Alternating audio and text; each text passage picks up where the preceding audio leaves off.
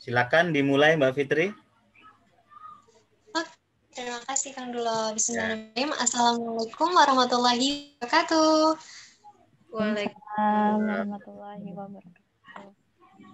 Teman-teman, alhamdulillah ya di malam hari ini kita spesial kedatangan tamu dari salah satu kontributor adalah Mbak Ulfa Khairiyah. Halo Mbak Ulfa, semoga sehat selalu. Alhamdulillah bisa ketemu. Ya, sebelum bacain kurikulum vitae-nya, terlebih dahulu saya akan memberitahu dan memperkenalkan diri dulu. Perkenalkan saya Fitriana, dan bagi teman-teman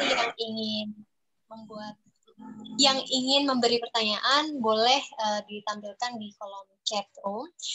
Dan tayangan ini juga akan ditayangkan ulang di YouTube Mubadalah, juga live di Facebook Mubadalah. Gitu teman-teman. Oke, tema malam ini tentang stop hate comment dari perempuan untuk perempuan. Ini luar biasa banget ya, karena akhirnya ada yang peduli tentang fenomena-fenomena yang terjadi akhir-akhir ini, tentang bagaimana ketika lepas hijab dihujat, terus lepas dari status perpisahannya ngomongin santai. Jarang juga kan para aktivis perempuan itu bilang, ayo nih woman support woman, tapi kita juga mungkin para aktivis yang justru tidak sadar menjatuhkan satu sama lain. Langsung saja kita akan bacakan lebih dahulu kurikulum kita dari Mbak Ulfa Khairiyah. Jadi Mbak Ulfa ini perempuan muda yang keren banget. Beliau ini selain penulis, juga terampil dalam bahasa, seorang guru juga. Selain kontributor Mubadalah ID, Mbak Ulfa ini dan banyak banget prestasi. Salah satunya itu juara 1 lomba baca berita bahasa Arab. Wah, keren ya Mbak, terampil banget bahasanya. Dan masih banyak lagi nih teman-teman prestasi-prestasi lainnya. Gitu. Oke, mungkin langsung aja ya ke Mbak Ulfa sendiri untuk memandu acaranya. Tapi sebelum itu kita sapa dulu nih teman-teman Salingers. Gimana kabarnya teman-teman? Alhamdulillah. Alhamdulillah baik. Iya. Sedikit. Iya pasti sedikit. Kayaknya kali Mbak. Oh iya. Iya dulu. Mangga Mbak Ulfa dipersilahkan. Iya. Terima kasih Mbak Fitriana atas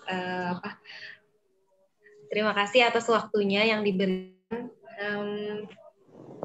Bismillahirrahmanirrahim. Assalamualaikum warahmatullahi wabarakatuh. Alhamdulillah, summa alhamdulillah, wa dzalika alhamdulillah, amma ba'du.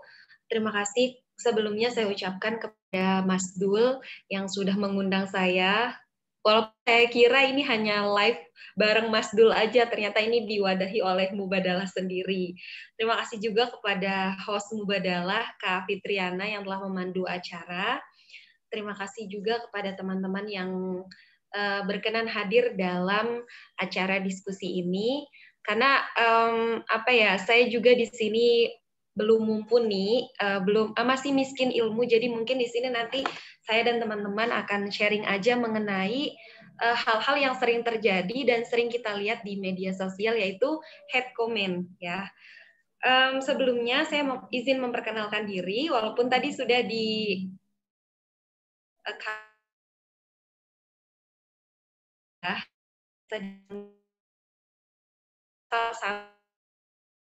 belajar Mubadalah yang baru aja ikut kelas Mubadalah itu di bulan September kemarin, dan alhamdulillah tapi saya tertarik sama Mubadalah itu dari awal tahun 2020 karena memang kontennya dan ilmunya bagus-bagus banget. Jadi teman-teman yang belum pernah ikutan kelas Mubadalah, nanti mungkin kalau ketika Mubadalah mengadakan kelas lagi, boleh silakan teman-teman karena recommended 100%.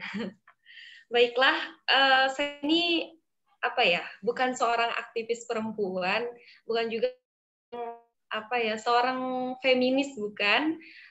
Maksudnya bukan seorang aktivis feminis ya, tapi juga aktivis anti kekerasan seksual dan sebagainya. Nah, karena saya di sini kontributor baru yang baru aja lolos dari tulisan-tulisan, karena ada 4 tulisan yang harus saya setorkan kepada Mubadalah, dan itu menjadi syarat saya untuk menjadi kontributor di Mubadalah. Nah, di sini saya langsung aja ingin membahas tentang tulisan saya yang ditampilkan di Mubadalah dengan judul Kumin dari perempuan untuk perempuan. Kenapa ini diberikan judul dari perempuan untuk perempuan, bukan dari manusia untuk manusia? Karena sejatinya pasti yang memberikan komentar itu bukan hanya perempuan, pasti semua orang yang memiliki media sosial, dan kalau dia berkenan untuk memberikan komentar, ya pasti dia akan tersebut. Tapi saya memberikan ini karena beberapa waktu atau beberapa kali saya pernah memperhatikan atau mengamati kolom komentar di sosial, baik itu Instagram, YouTube, atau TikTok. 3 itu yang paling saya sering, karena saya tidak punya Twitter dan Facebook itu jarang saya buka. Saya melihat bahwasannya terutama dalam postingan, misalnya postingan selebgram atau artis atau influencer, atau bahkan orang-orang seperti kita gitu, masih orang-orang belum terkenal lah kayak kita gitu. Itu saya sering mendapati di komentarnya itu terdapat beberapa komentar yang mungkin menjatuhkan, komentar yang buruk dan agak menjatuhkan bagi si pembacanya nanti, bagi si yang dikomentari nanti gitu. Nah, berdasarkan pengamatan saya beberapa waktu itu, saya menulis di Mubadalah ini. Alhamdulillah diangkat oleh Mubadalah, dan sampai saya diundang ke sini itu sebuah apresiasi bagi saya, karena mungkin ada yang antusias terhadap tulisan saya ini. Nah, yang tadi saya bilang, beberapa kali saya menemukan, bukan beberapa kali, bahkan banyaknya komentar yang ditujukan dari perempuan untuk perempuan. Di sini yang posting adalah seorang perempuan, baik itu artis, baik itu influencer, baik itu selebgram, ataupun orang biasa seperti kita, dan kolom komentarnya itu diisi oleh banyak komentar dari perempuan juga. Nah, di sini pasti isinya ada banyak komentar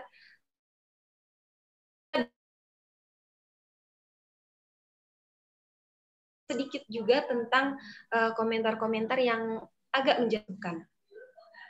Walaupun di sini nanti mungkin kita akan membahas bedanya kritik dan celaan ya, karena komentar yang bangun dan komentar yang menjatuhkan itu berbeda. Dan antara kritik dengan celaan itu sangat berbeda ya. Jadi di sini tidak bisa disamakan bahwasannya kalau dikritik ya bilangnya dicela, padahal itu sedang mengkritik untuk kebaikan si orang yang dikritik tersebut. Kemudian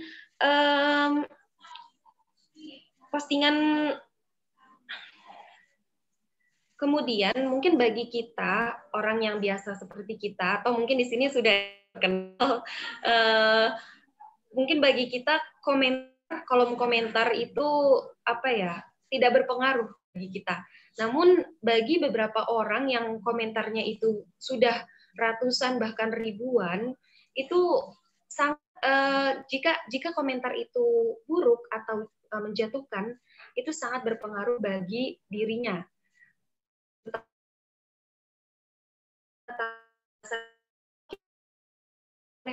Dalam dunia nyata ya, di sini juga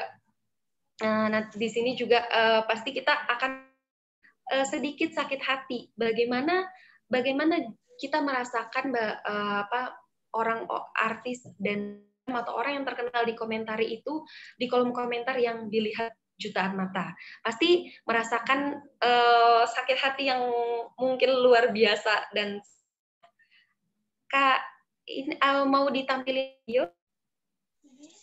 Iya, ada boleh. video Iya. Ini ada profil Mubadalah. Iya, kita sebelum saya lanjut, mari dulu nih dari Kak Fitriana mau menampilkan profil Mubadalah. Iya, dari Kang Dula. Ada video tracer profil Mubadalah. Mubadalah adalah media Islam dan gender yang membahas isu-isu kesalingan antara individu atau kelompok. Terinspirasi dari prinsip Islam yang rahmatan lil alamin, Mubadalah hadir untuk meneguhkan dan mempopulerkan nilai-nilai keadilan dan kesalingan, baik di keluarga maupun bermasyarakat, dengan menyajikan narasi-narasi yang ramah dan damai. Tema-tema keadilan dan kesalingan diharapkan dapat mencakup seluruh isu-isu seputar eksistensi dalam ranah pribadi, isu relasi dalam keluarga, sosial kemasyarakatan, isu peran negara, hukum, serta instrumen-instrumen global sejauh mana berkontribusi terhadap keberlanjutan yang berkeadilan. Karena menggunakan perspektif Islam, maka tema-tema yang dihadirkan media ini lebih banyak digunakan untuk menerapkan keislaman, yaitu bagaimana berinteraksi dengan sumber-sumber otoritatif dalam mewujudkan prinsip dan nilai kesalingan, terutama dengan Al-Quran dan hadis. Di samping dengan sumber-sumber pengetahuan yang lain yang sudah mengakar dalam tradisi Islam seperti ilmu tafsir, fikih, tasawuf, dan yang lainnya. Media ini diinisiasi oleh Faqihuddin Abdul Qadir yang saat ini sebagai founder Mubadalah Media.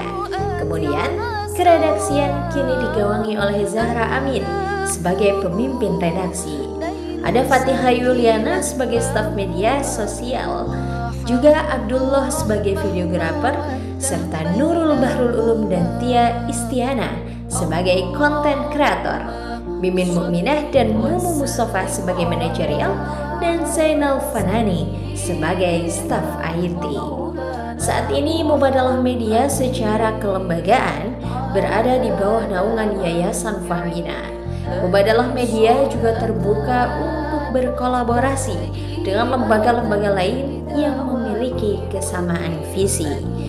Beberapa kegiatan yang pernah diadakan oleh Mubadalah Media diantaranya Majelis Mubadalah yang tersebar di beberapa daerah di seluruh Indonesia dan luar negeri, Festival Mubadalah, Women Writers Conference, pelatihan kepenulisan yang bekerja sama dengan lembaga lain seperti Fahmina Institute, Aman Indonesia, dan pimpinan wilayah Fatayat Nahdlatul Ulama, Kementerian Agama, dan Sisters in Islam Malaysia, serta Halal Bihalal Mubadalah. Mubadalah Media secara resmi mengalami perubahan dari mubadalahnews.com menjadi Mubadalah ID pada tanggal 1 Agustus tahun 2020. Dengan perubahan nama tersebut, praktis mengubah semua nama akun di semua platform media sosial Mubadalah. Konten-konten di Mubadalah Media diproduksi dalam beberapa bentuk, yakni tulisan, infografis, dan video. Selain diproduksi oleh tim redaksi Mubadalah, konten-konten di Mubadalah Media termasuk kiriman dari para kontributor. Semua konten Mubadalah Media bisa Anda kunjungi di website mubadalah.id, juga bisa diikuti di berbagai platform media sosial seperti Facebook mubadalah.id, Instagram @mubadalah.id, Twitter @mubadalah_id, dan YouTube channel Mubadalah ID.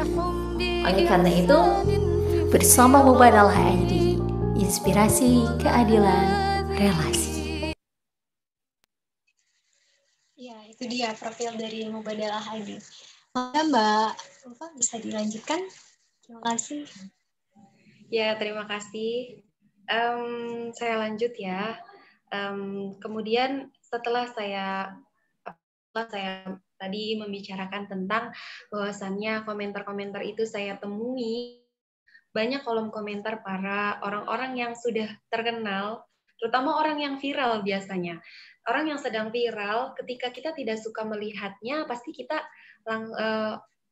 nauzubillah kita ya, pasti banyak yang langsung mengomentari ketidaksukaannya itu, kemudian dia dalam kolom komentar itu.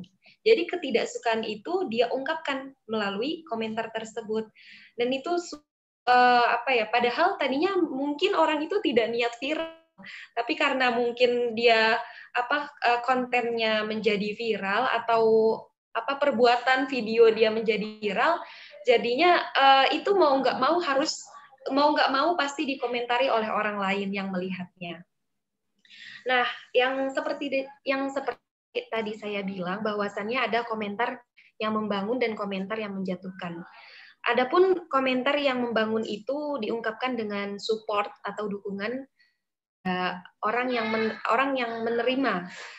Jadi mungkin kalau misalkan dalam contoh kasus yang saya ambil dan saya tulis di platform Mubadalah yang tentang head comment ini dari perempuan untuk perempuan, yaitu belum lama mungkin mbak-mbak di sini semuanya, kakak-kakak di sini semuanya pasti tahu berita-berita viral yang belum lama ini adalah tentang predator seks online. Nah, di sini dia kan sudah memakan banyak korban yang pastinya korban itu adalah perempuan karena pelakunya adalah laki-laki. Nah, saya dapati dari beberapa saya baca di postingan-postingan tentang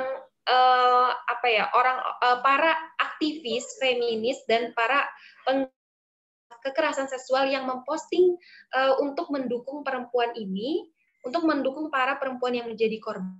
Justru saya dapati, atau mungkin bisa kalian lihat sendiri di beberapa postingannya, itu saya melihat bahwasannya banyak komentar dari perempuan sendiri yang kan, padahal postingannya itu adalah sedang menstabilkan mental si korban. Namun banyak juga yang banyak komentar yang justru menjatuhkan kembali gitu.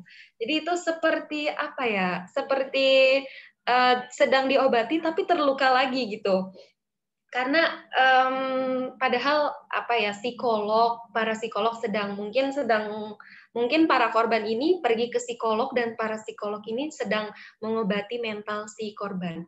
Namun dan para pakar hukum misalnya sedang mengurusi para LBH, sedang mengurusi kasus ini gitu, sedang berjuang untuk mengembalikan mental si korban ini untuk menjadi untuk lebih baik lagi gitu. Tapi ketika kita dapati komentar-komentar, justru itu menjatuhkan kembali mental si korban. Walaupun memang di sini perempuan di sini kan mungkin keduanya sama-sama salah. Tapi komentar seperti contohnya mungkin bahasa kasarnya, siapa suruh perempuan itu mau diperlakukan seperti itu padahal baru kenal. Namanya kesalahan itu kita tidak niatkan dan mungkin dia tidak tahu kalau ini akan terkuak gitu. Jadi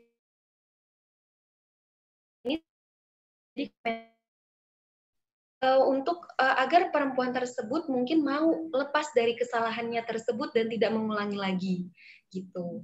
Dan itu mungkin salah satu komentar yang membangun, yaitu dengan cara mensupport dan mendukung dia walaupun dia salah, tapi kita benarkan dengan bahasa yang sopan dan bahasa yang baik.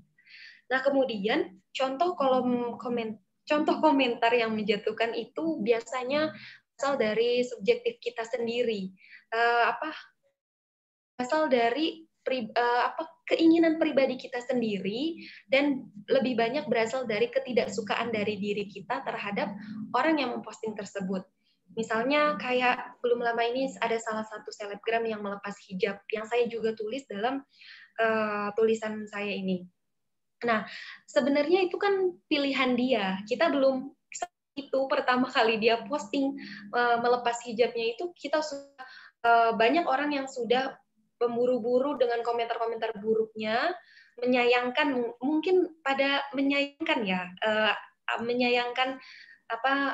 lepasnya hijab tersebut dari kebiasaan orang tersebut. Nah, tapi apa ya, pasti orang tersebut, selebgram tersebut memiliki alasan dan alasan sendiri yang menjadi acuan dia untuk bukan untuk melepas hijab, tapi mungkin dia memiliki alasan ketidaksiapan dia untuk berhijab dulu gitu.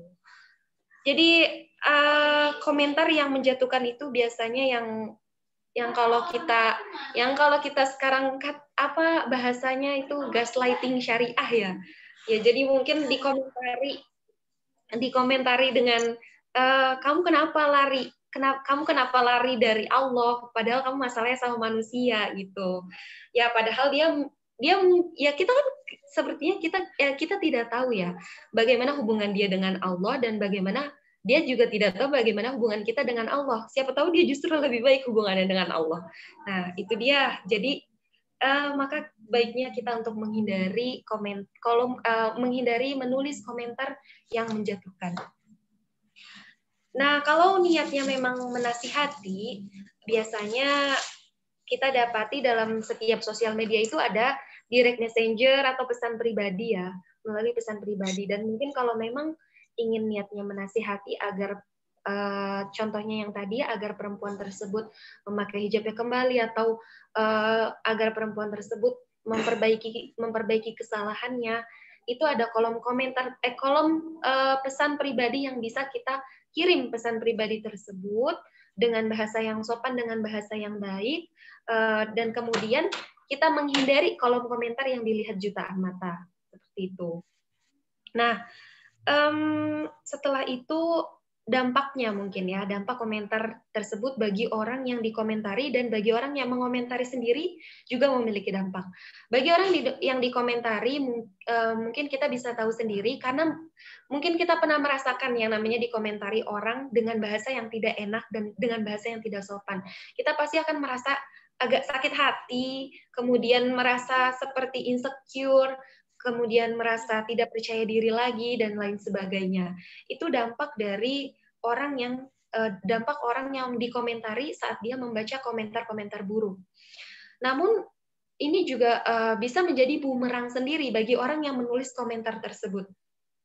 Karena sekarang kan sudah ada UU ITE ya, sudah kolom komentar dilihat jutaan mata. Jadi ketika orang yang dikomentari ini merasa tidak nyaman dengan komentar yang buruk, yang walaupun dikomentari oleh fake account, tapi tetap aja namanya teknologi sekarang itu bisa melacak keberadaan kita, siapa kita sebagai penulis komentar buruk tersebut. Jadi itu bisa menjadi malapetaka sendiri untuk orang yang mengomentari. Padahal dia sudah pakai fake account, tapi tetap aja bisa terlacak kalau memang orang yang dikomentari ini berniat untuk melaporkan ke pihak yang berwajib. Gitu. Jadi saya pribadi, teman-teman juga, mungkin kita lebih berhati-hati lagi dalam bermedia sosial, terutama dalam mengomentari orang-orang, khususnya kita sebagai perempuan, stoplah mengomentari hal-hal yang tidak berguna kepada perempuan sendiri, maupun itu juga kepada orang lain gitu. Maksudnya kepada laki-laki juga kita janganlah gitu. Kita stop dan kita mencari kegiatan lain yang mungkin lebih bermanfaat, atau scrolling Korea itu justru jadi lebih baik dibanding kita mengomentari hal-hal yang tidak berguna seperti itu gitu ya. Mungkin setelah itu yang setelah saya tadi bilang bahwasannya kritik yang membangun dengan celaan itu berbeda, itu juga menjadi PR bagi kita untuk memahami perbedaan tersebut. Karena kita bisa membaca dari dua kacamata saat kita menjadi orang yang dikomentari dan saat kita menjadi orang yang mengomentari. Kita bisa membaca dari dua kacamata berbeda tersebut. Jadi kita memposisikan diri kita bahwasannya bagaimana ketika kita dikomentari oleh orang lain. Bagaimana ketika kita mengomentari orang lain.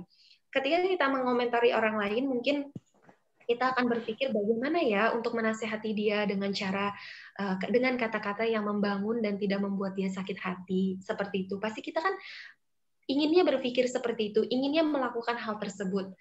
Jadi usahakan apa ya? Jangan berniat memang untuk mengomentari sikapnya, mengomentari kehidupannya, mengomentari kelakuannya yang salah gitu.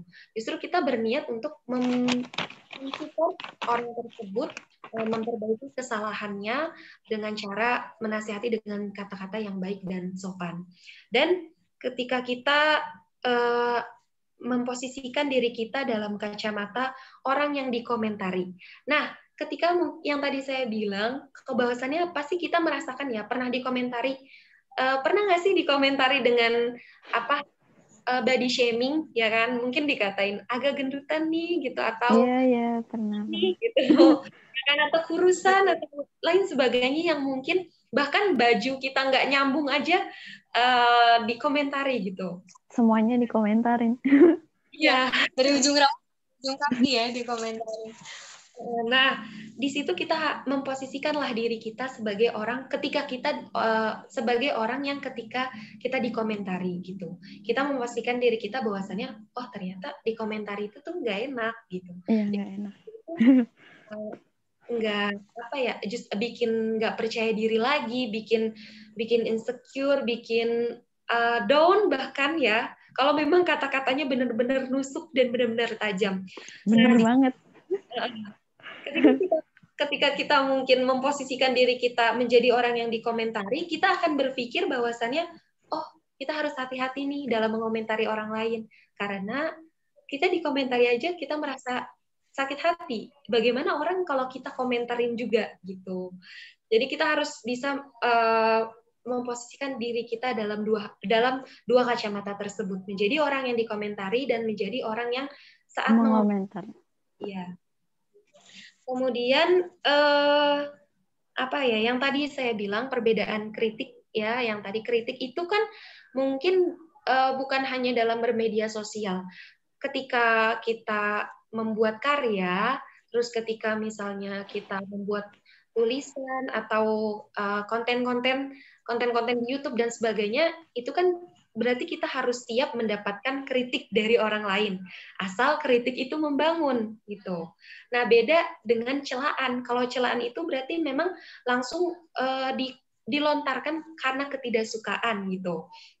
Nah, dari sini ada baiknya ini menjadi PR bagi kita untuk membedakan mana itu kritik dan mana itu celaan. Karena kalau misalkan itu kritik, justru itu bagus buat kita. Kita merasa kayak, oh ternyata ada hal dalam tulisan saya atau hal dalam konten saya yang harus saya benahi, yang harus saya perbaiki lagi agar lebih baik dan lebih bermanfaat untuk dibaca atau dilihat oleh orang lain. Nah, kalau misalkan celaan, mungkin kita sudah paham sendiri ya kalau itu celaan. Karena mungkin celaan itu bisa membawa kata-kata kotor, bahkan membawa kata-kata binatang dan sebagainya. Tapi mungkin kita, nauzubillah, kita merasakan untuk membaca itu nauzubillah. Semoga semua di sini orang-orang baik yang tidak berniat untuk mengomentari kotor dan orang-orang baik yang siap untuk dikritik dengan cara yang membangun gitu. Kemudian Shalawat mubadalah dulu, Kak. Oh ya, shalawat mubadalah dulu. Ya, baik.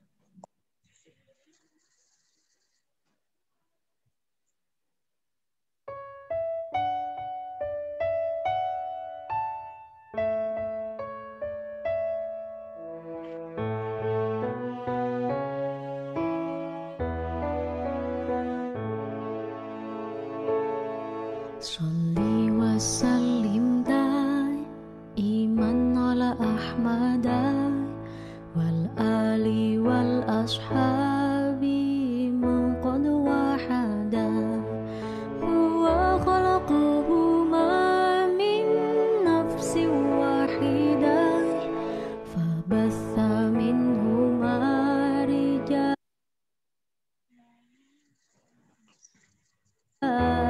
ونساء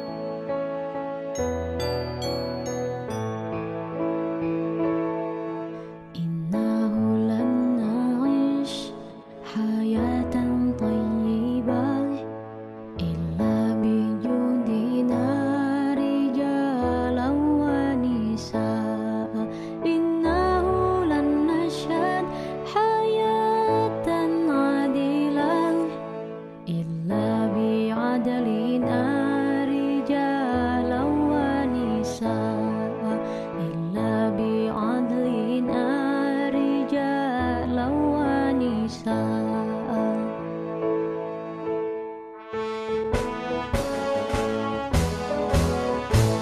صل وسلم دائما على أحمد والآل والأصحاب من قد وحدا هو خلقهما من نفس واحدة فبث منهما رجالا ونساء فبث منهما رجالا ونساء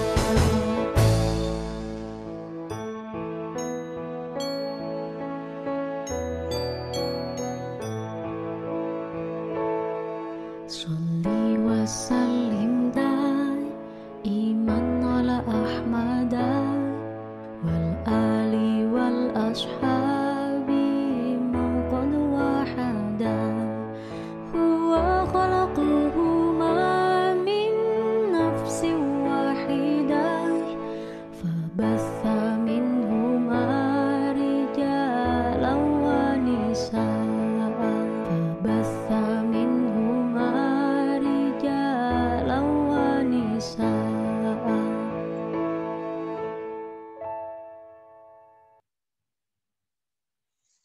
Oke, itu dia. Tapi sebelum lanjut ya Mbak, kita tuh pasti sebagai sesama perempuan tuh pasti sering ada aja kan body shaming terhadap diri kita, atau mungkin tanpa secara tidak kita sadari kita juga body shaming terhadap orang lain. Kadang keceplosan, ih kamu kok gendutan ya, atau kamu kok kurus ya, kurus banget, makan coba, kamu tuh cantik kalau kamu gendutan deh kayaknya. Terus atau mungkin ketika perempuan itu suka dandan atau dengan warna kulit dia yang unik tuh justru dikomentarin juga. Jadi kita itu dituntut untuk menjadi seperti Apa yang orang standarisasi kecantikan. Ya, apa yang orang ingin. Terus yang kemarin selebgram yang sempat viral itu kan karena ada statement dari Syekh Ali Jaber ya Mbak, yang jangan hakimi orang yang tidak berhijab, barangkali dia punya 2 rakaat tahajud yang kita nggak tahu. Akhirnya netizen iya. juga komentarnya jadi jangan berlindung di balik kata-kata Syekh Ali Jaber dong, terus kamu bisa seenaknya lepas jilbab. Jadi kita tuh kayak netizen itu kayak polisi moral gitu ya Mbak. Iya Jadi benar. kayak sibuk banget mengklaim surga dan neraka lain gitu ya. Iya, Itu benar-benar. gimana menurut? Ya itu benar banget apa yang disampaikan oleh Kak Fitriana, karena memang itu juga salah satu hal yang menjadi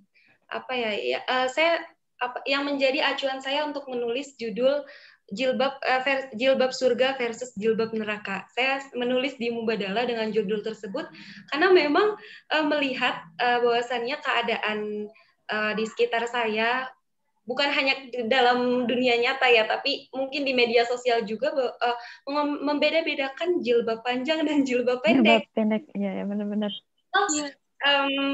Padahal itu adalah sebuah ini sebuah pilihan gitu. Kalau dia nyaman dengan yang pendek, ya udah itu menjadi urusan dia, karena itu kenyamanan dia gitu. Dan kalau dia sukanya yang panjang, ya itu juga bukan suatu hal yang kita harus hebohkan dengan syar'i banget sih gitu. Enggak. Jadi itu kan juga kenyamanan orang kan beda-beda antara jilbab panjang dengan jilbab pendek. Dan bukan berarti si jilbab pendek ini anaknya yang pastinya tidak masuk disebut dengan jilbab neraka, dan jilbab panjang ini disebut dengan jilbab surga. Karena yang seperti tadi saya juga seperti yang tadi saya bilang, bahwasannya kita kan nggak tahu amalan apa aja yang dilakukan oleh diri kita masing-masing dan orang lain gitu. Orang lain tidak tahu amalan kita juga tidak tahu amalan orang lain gitu. Benar banget sih Kak Fitriana, itu fenomena yang lagi sekarang terjadi ya. Fenomena hal-hal yang mungkin lagi terjadi dan sering banget laluin ya. Mungkin yang punya TikTok di situ tuh banyak banget dalam satu postingan yang viral itu komentarnya ribuan, kayak benar-benar menunjukkan ketidaksukaan gitu. Iya betul. Tapi banyak juga pasti ya komen-komen yang menghibur justru, dan komen-komen yang membangun, bukan hanya sekedar yang menjatuhkan. Nah kemudian saya mungkin mau cerita di sini sebelum nanti ada sesi tanya atau sesi pengennya sharing aja gitu ya Kak. sharing aja. Ada kan, nanti ada sesi tanya, barangkali teman-teman yang mau tanya boleh di room chat ya teman-teman. Jadi sambil Kak Ulfa sharing. Ya, baiklah. Mungkin apa ya? Oh ya, yang tadi mungkin yang saya sampaikan dari awal sampai akhir, saya kembalikan lagi bahwasannya ini bukan hanya berlaku dari perempuan untuk perempuan, tapi dari manusia untuk manusia. Di sini saya kasih tanda seru dari manusia untuk manusia. Karena mungkin laki-laki mengomentari perempuan, perempuan mengomentari laki-laki, laki-laki mengomentari laki-laki, perempuan dan mengomentari perempuan. Itu semuanya sama aja dan kita harus berdasarkan mengomentari hal tersebut dengan kalimat-kalimat yang membangun, dengan kalimat-kalimat yang baik dan sopan. Seperti itu. Kemudian saya sedikit mau mencerita pengalaman saya, pengalaman tertampar sih sebenarnya. Karena saya juga belum jadi orang baik ya. Saya masih berproses untuk menjadi baik ya. Jadi saya juga pernah mengomentari salah satu selebgram dulu yang karena perceraiannya dia lepas hijab dan sampai bahkan mohon maaf sampai murtad ya. Dan di sini saya memang tidak mengomentari di kolom komentarnya dia, tapi dalam benak saya. Dan bahkan saya juga pernah ngobrolin ini, mendiskusikan hal ini ke teman saya. Karena menurut saya waktu itu, sebelum saya kenal Mubadalah pastinya, saya benar-benar melihat dengan pandangan sebelah mata ke selebgram tersebut. Karena saya mungkin melihat kalau mantan suaminya itu adalah seorang yang religius gitu. Dan ketika saya kenal Mubadalah, akhirnya saya mengerti bahwasannya, kesalahan ini bukan milik si perempuan aja, kesalahan ini juga milik si laki-laki, kesalahan ini milik keduanya gitu. Jadi mungkin perempuan tersebut awalnya memilih melepas hijab itu mungkin pilihan hidup dia, pilihan dia karena mungkin alasan yang membuat mental dia jatuh, membuat diri dia mungkin sampai down karena keadaan yang menimpa dia saat itu. Namun mungkin sangat disayangkan kalau misalkan dia sampai murtad.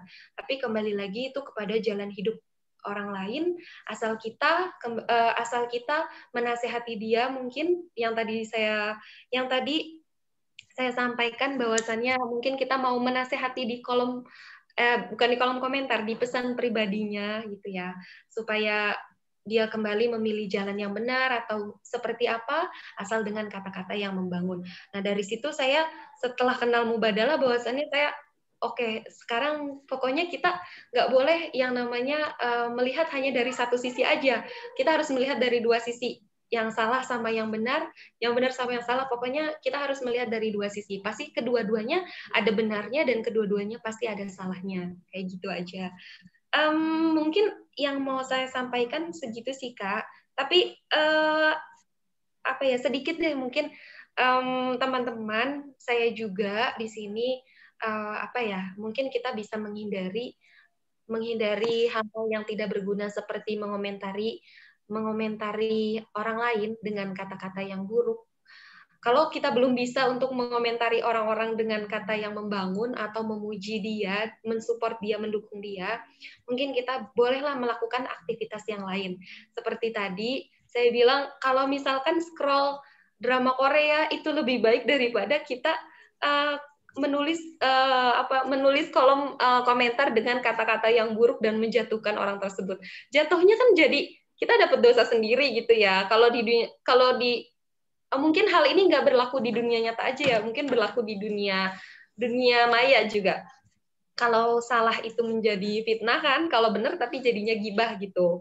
Walaupun saya sendiri juga mungkin masih banyak salahnya ya, masih suka ngomongin orang lain gitu ya, sama-samalah kita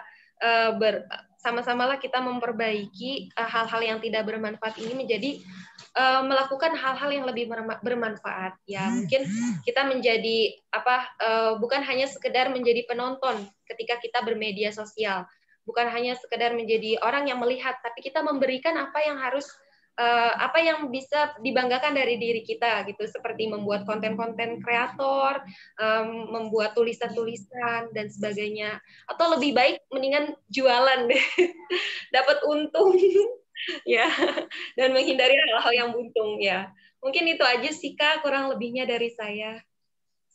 Terima kasih Oke, teman-teman. ini ada sama-sama. Ini ada pertanyaan masuk dari Ahmad.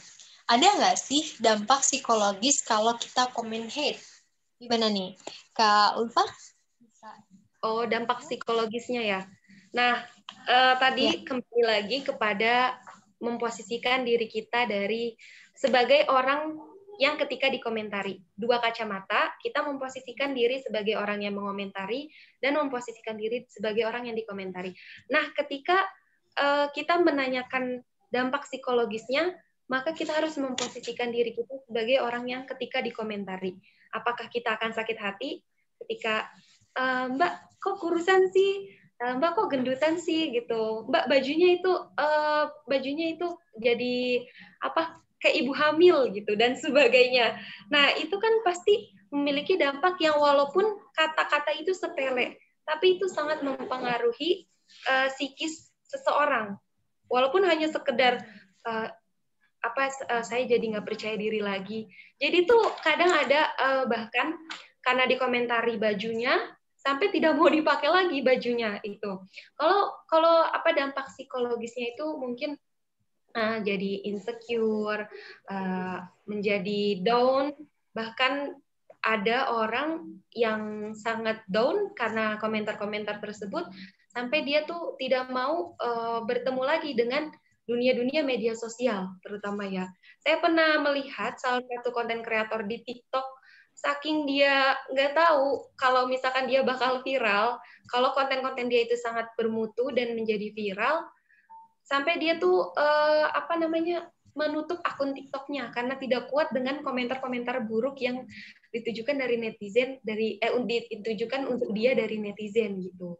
Jadi mungkin dampak psikologis setiap orang berbeda-beda. Mungkin ada yang ya udah bodo amat, nggak peduli dengan komentar orang, tapi ada juga pasti yang banyak juga pasti yang merasa sakit hati dengan komentar yang padahal cuma sebaris kata, itu aja. Iya, jadi gitu ya untuk Kak Ahmad. Pasti ada dampak psikologis. Jangan mentang-mentang semenjak kita kenal kata baperan, terus kita tuh jadi anggap orang tuh baperan, padahal emang kita yang nggak sopan gitu ya. Karena perasaan orang tuh beda-beda. Oke, Asma. Assalamualaikum, izin bertanya Kak. Waalaikumsalam. Apakah ketika ingin menasehati orang lain harus melihat situasi dan kondisi orang tersebut? Oke, Kak Ulfa? Dipersilakan. Ya, kalau ada yang salah mungkin boleh dibenari ya teman-teman sekalian. Ya, kalau menurut saya pribadi, ketika kita menasihati orang, itu harus melihat kondisinya dia dulu. Mungkin kita bisa belajar dari ketika teman kita curhat. Mungkin habis putus cinta atau lainnya ya. Pasti kita sebagai orang yang mendengarkan punya naluri ingin ya udah kamu nangis aja dulu sepuasnya gitu kan. Sampai kondisi dia membaik, baru kita memberi nasihat. Itu salah satu contoh kecilnya gitu ya. Jadi tidak langsung seperti ini. Seperti kemarin selebgram melepas hijab itu, kita berburu-buru langsung komentari bahwasannya kenapa lepas hijab, kenapa kok dilepas hijabnya dan sebagainya dengan komentar-komentar yang mungkin kalau dibaca sakit hati gitu ya. Dan setelah ada akun YouTube yang menjelaskan alasan dia, jadi kita paham gitu alasan dia. Jadi sebaiknya kalau memang itu orang yang tidak kita kenal, kita memperhatikan dulu lah dari media sosial. Alasan dia karena lama-kelamaan pasti alasannya itu akan terungkap. Dan kalau ingin menasihati dengan kata-kata yang membangun, dengan kata-kata yang sopan, sambil melihat keadaan dia. Apakah saat itu dia lagi siap untuk menerima nasihat atau tidak? Maksudnya dalam keadaan yang sudah tidak ada batin lagi gitu, sudah tidak merasakan sakit hati dulu, sudah tidak sedang tidak down atau sudah naik dikit lah ketika udah up ketika dia sedang down tersebut. Gitu.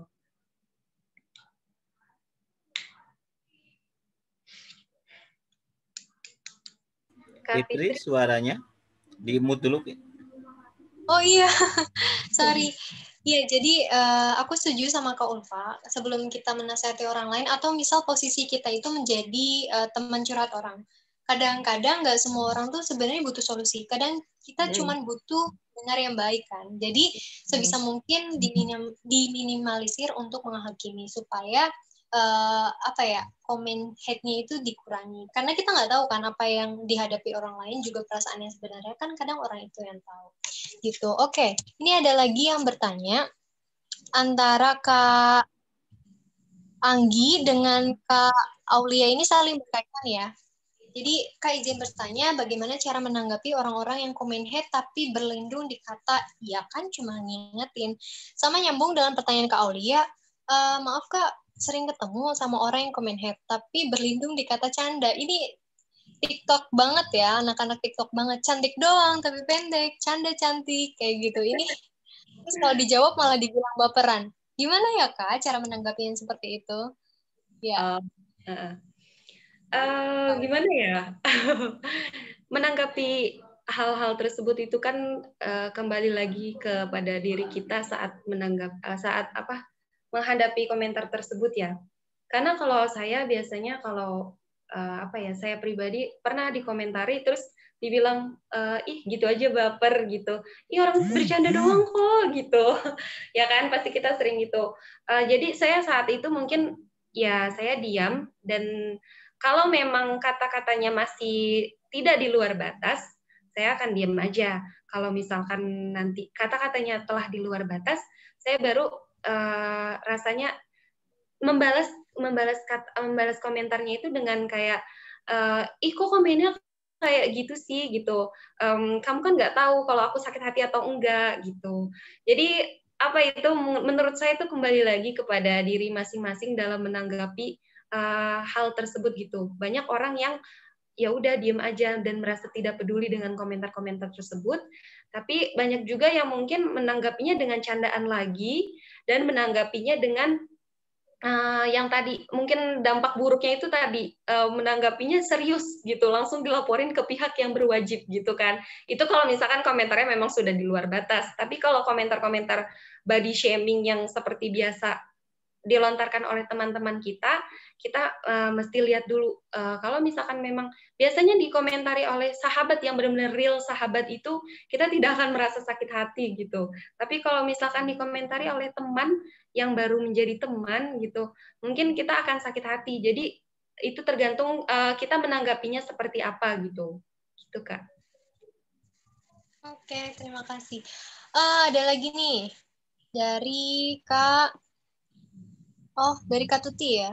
Apa bedanya komen hate dengan bullying? Lalu dari keduanya, apakah termasuk kekerasan seksual, Kak? Komen hate dengan bullying. Mungkin agak berbeda ya dalam beberapa kasus. Kalau misalkan masuk ke dalam kekerasan seksual atau enggak, itu tergantung komentarnya sendiri. Kalau saya juga bukan seorang pengamat kekerasan seksual dan sebagainya ya, karena saya cuma mengamati beberapa komentar aja, mengamati beberapa kali komentar-komentar. Jadi kalau misalkan hate comment sama bullying itu mungkin berbeda dalam beberapa kasus. Kalau hate comment itu yang seperti tadi saya bilang, di kasus yang predator online itu, korbannya itu sedang memulihkan diri, tapi kita menjatuhkannya dengan kata-kata, lagian siapa suruh perempuan itu mau aja dijadikan baru kenal dengan laki-laki itu, tapi sudah mau diajak ke hal-hal yang negatif gitu. Nah itu menurut saya itu komentar yang menjatuhkan, karena saat itu perempuan tersebut sedang memulihkan mentalnya, memulihkan dirinya saat tahu bahwasannya dia menjadi korban kekerasan seksual online tersebut. Nah kalau bullying itu ya ya mungkin kita tahu sendiri ya siapa yang viral, saat ini juga masih viral. Bagaimana ya menyebutnya? Kan nggak boleh menyebut nama ya, tapi saya juga bingung menyebutnya. Mungkin Saya maaf nih ya menyebut nama ya, menyebut nama. Ya kita tahu KKI ya, kita kenal ya. Kita kenal karena mungkin konten-konten dia yang masih kita tertawakan gitu, masih kita tertawakan. Tapi kalau misalkan itu hanya bahan kalau misalkan itu hanya untuk menjadi hiburan untuk kita, it's no problem. Tapi kalau misalkan sudah jatuh,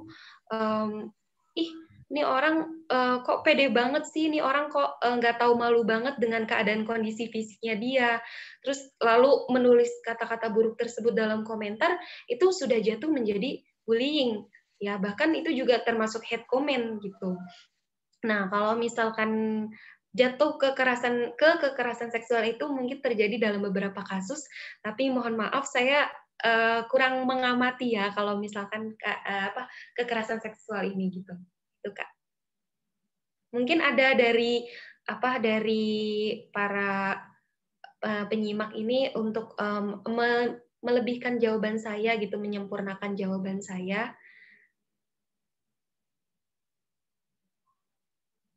Kak Fitri.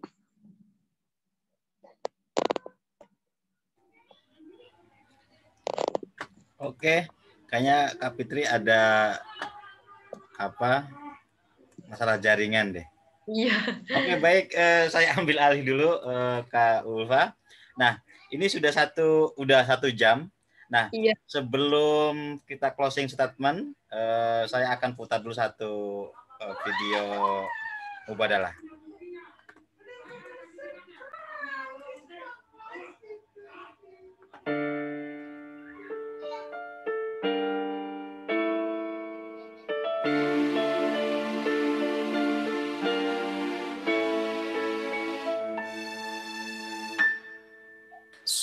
Salatullah, salamullah ala Taha Rasulillah. Salatullah, salamullah ala Yasin Habibillah.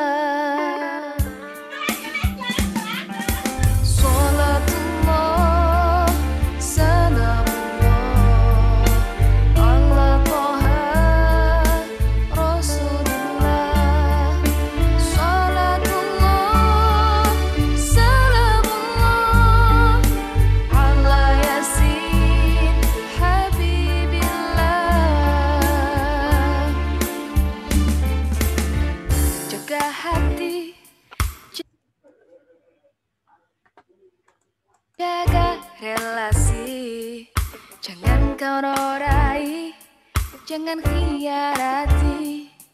Jaga istri, jaga suami, jangan kau sakiti, jangan tak peduli.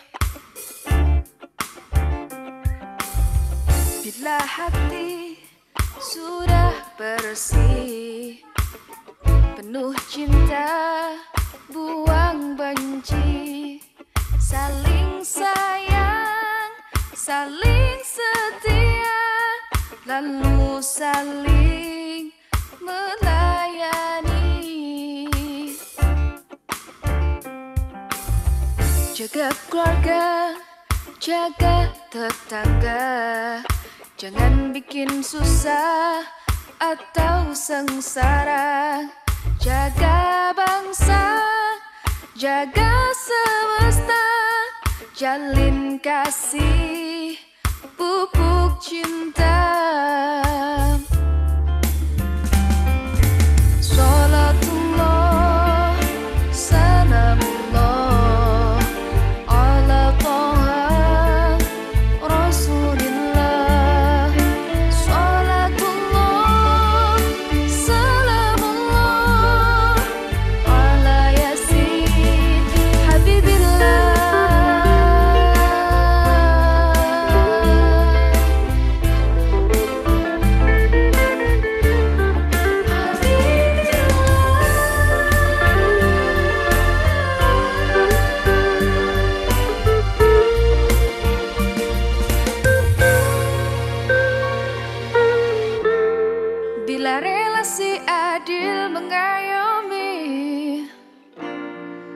supaya sinergi tidak hierarki, kerjasama saling jaga, tua menyayangi, muda menghormati.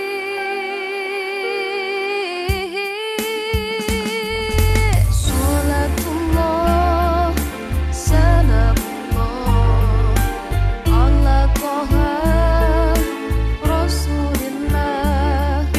Salatullah, salamullah, ala Yasin Habibillah.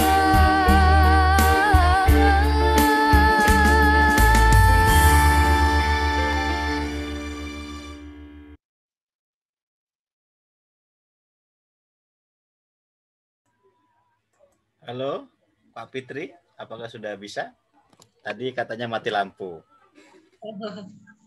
Kayaknya masih mati lampu. Oke, baik. Kak Ulfa, sesuai dengan lagu tadi Kasih Mubadalah, kita harus saling mengasihi, saling menyayangi untuk untuk saling menyayangi lah ya. Nah, baik. Ini di penghujung acara, sebelum closing statement, saya mengucapkan terima kasih kepada Mbak Iza, Mbak Anggi, Mbak Ibnu Sola yang sudah bergabung di Zoom, dan juga pada pemirsa Mubadalah yang ada di Facebook Mubadalah. Nah, silakan Mbak Kak Ulfa untuk closing statement-nya. Iya, baiklah teman-teman. Sebelumnya saya juga secara pribadi mengungkapkan bahwasannya saya di sini bukan berarti orang yang sudah pulih dari tidak mengomentari hidup orang lain. Saya juga masih belajar untuk gimana caranya tidak keluarlah kata-kata yang tidak keluar kata-kata yang walaupun kayak canda doang gitu. Ya, kita pasti masih belajar dengan keadaan hal tersebut, apalagi sekarang banyak hal-hal yang viral justru kita pengen ikutin gitu. Nah, kemudian teman-teman mungkin apa yang telah saya sampaikan tadi, kita sama-sama belajar untuk mengendalikan diri dan memposisikan diri, terutama yang memposisikan diri dalam dua kacamata yang tadi saya bilang, menjadi orang yang dikomentari dan menjadi orang yang mengomentari. Karena supaya kita tahu apa saja dampaknya ketika kita menjadi orang yang dikomentari dan dampak menjadi orang yang mengomentari.